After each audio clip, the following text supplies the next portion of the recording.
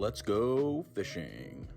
This is part one of a 3-part series where my dad and I went fishing for Father's Day.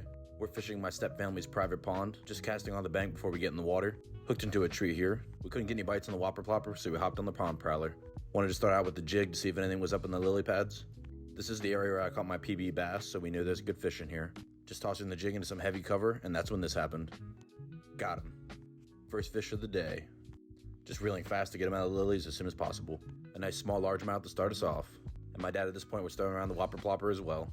He wasn't wearing a camera, so we did miss some of his catches, but he was catching.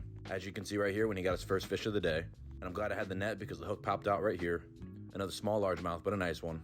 As the wind pushed us around, I decided to throw the jig over into this cover. And that's when this happened. Boom. We had another fish on.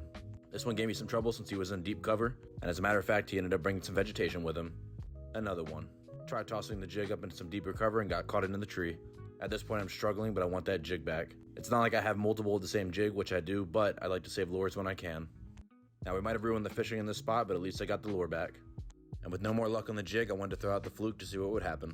This is a lure I've been learning how to fish recently. It's been producing a lot. And it proved to be a good choice because here in the first cast, that's when this happened.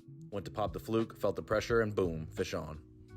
This is slowly becoming one of my favorite lures.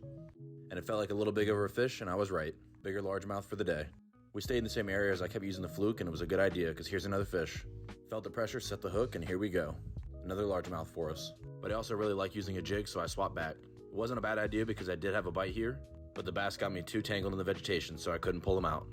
And at this point, it just became a rescue mission for the lure. Just kept trying, and thankfully I was able to get the lure out. Even came with some extra pieces of pond salad.